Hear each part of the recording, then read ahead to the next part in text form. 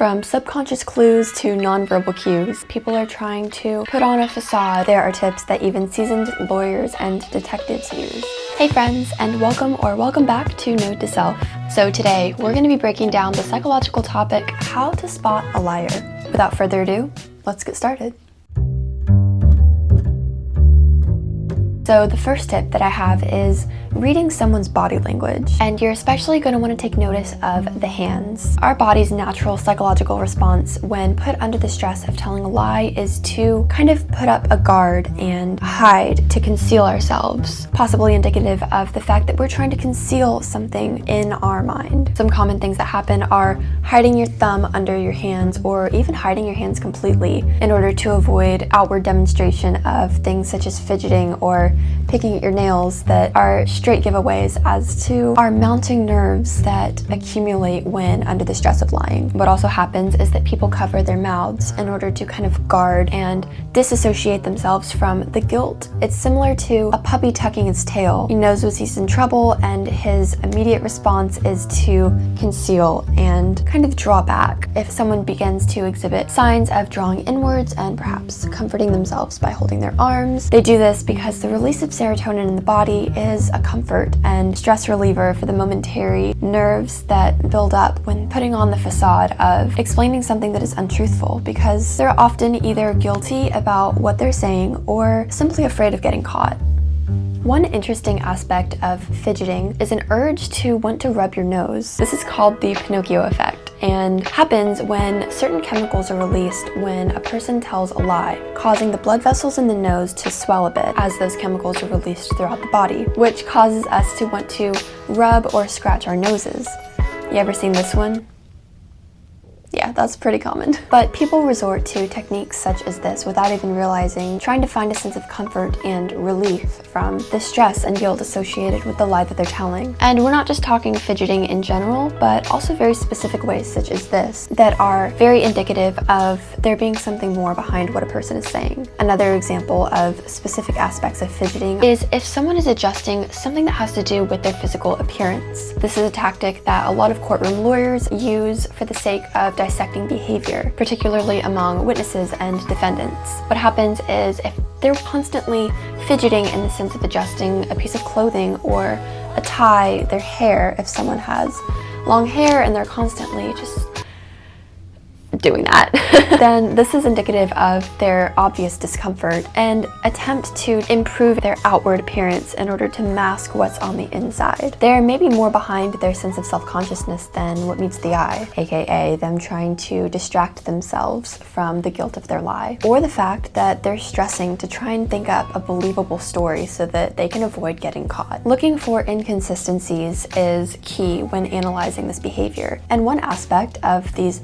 irregularities in a person's conduct is their cadence of speech. What you're going to want to look for is when someone is talking and all of a sudden there's this immediate change in their voice inflection or the pitch or tone that they're talking. Of course, something that lies beyond the typical confines of a normal fluctuating conversation voice, then this is a good indicator that something changed and there was a shift in their emotional response. When combined with some of these other bodily cues, this could be a good indication that they're not being entirely truthful. Though these are very general tips that often occur among the average Joe, it is possible that someone can tell a lie while seeming completely calm and collected. Creepy, isn't it? But not uncommon. So though they may be immune from a direct giveaway, they have to have a weakness somewhere, and most often this is with their eyes. As they say, the eyes are the windows to the soul, and this could not hold more true when analyzing someone's behavior and trying to dissect whether or not they're actually being truthful. It is very common if someone does not exhibit any dramatic body language and voice inflections that you can look at their eyes. If they are unable to look at you and make eye contact, then this may indicate that they're either very disinterested in the conversation and are dying to get away from any sense of confrontation, or they are feeling a sense of guilt and are unable to acknowledge you in the process of explaining something they know is not true. While they may or may not be trying to trick you in a sense as to what's actually going on in their mind, they're most likely trying to distract themselves from their inability to face the reality of the truth. One fun fact about how the eyes play a role in someone's ability to exhibit their honest and direct truth is, again, a trick that lawyers use in the courtroom. And this is where someone who is right-handed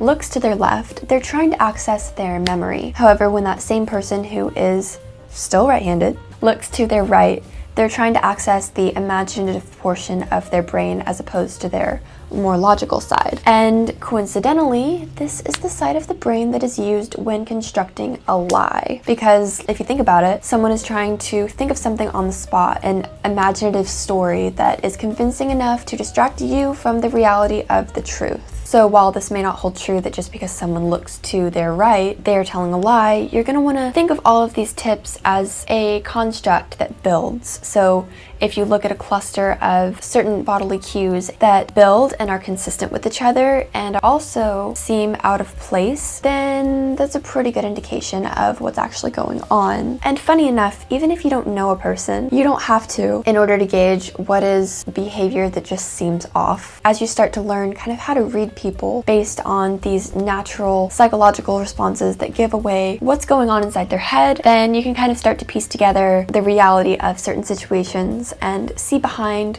just the words that are spoken. And the last and final tip I have for you is you want to pay attention to who they are talking about. When someone is explaining a situation that involves them and are fabricating certain details of the storyline, you're going to start to notice themselves disappearing from the storyline. And this is an intentional and often subconscious response where that person is going to slowly bring themselves out of the situation in order to magnify the focus on other people or other situations. There's actually a scientific explanation for this called self-serving bias, and this happens when a positive situation is attributed as being caused from personal factors or merit, while a more negative outcome is associated with situational factors and things caused by anything other than you. This sense of self-serving bias, hence the name, is a way of subconsciously trying to cover up our ego and boost our self-esteem, ultimately trying to protect other people's perception of us so that we stay in a positive light. Now, this could happen in everyday life and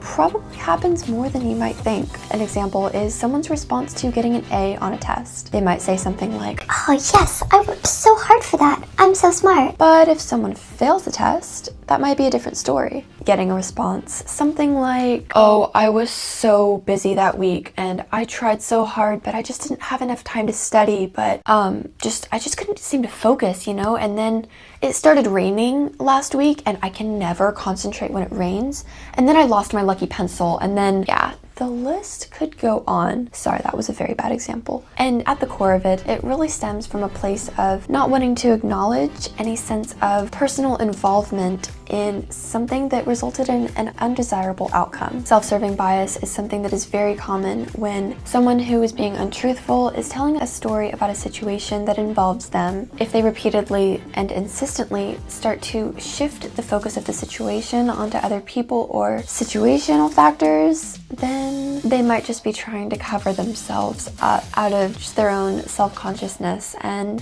desire to not necessarily be untruthful, but their defense mechanism to want to protect themselves. This is something that happens more often than you might think, and it really just requires some astuteness to dissect the reality of what's really going on and what they're really trying to say. Now, we've discussed all of these tips and kind of aspects of behavior and trying to apply this information in real life scenarios. Just remember that you're going to want to look at the entirety of the situation. It's impossible to look at just one of these tips and call someone out for being a liar. It's not fair to them because these are common tips that just happen also when we're feeling a sense of stress or discomfort, regardless of why that is. So when trying to identify someone who is lying, you're going to want to look for mounting clues that act cohesively together in order to indicate the truthfulness of someone's response. So with all of these tips, we get to work together to play a game of Can You Spot the Liar?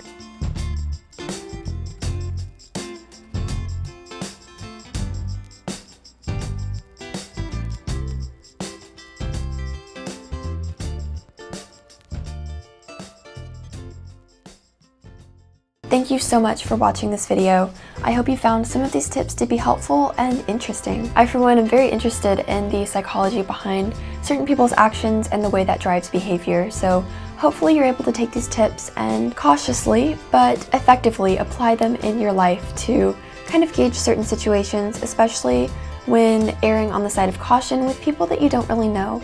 It's interesting to kind of analyze behavior without overanalyzing, for the sake of noticing people's responses. Please feel free to like and subscribe this video to join the network of growth that we're building here. I will see you very soon, and until next time, stay smiling. Causes a bit of swelling, which makes us want to rub or itch our noses. Itch, scratch. In order to get a more someone who is right-handed, it's opposite for you, so I need to brush up on my facts. When feeling a sense of stress, I rub the bridge of my nose. This thing, now that I realize it, may look like I'm uncomfortable in the sense of lying. I'd love to hear from you as to certain things that you've noticed that you do, that I mentioned, that we could all make ourselves feel a bit better about.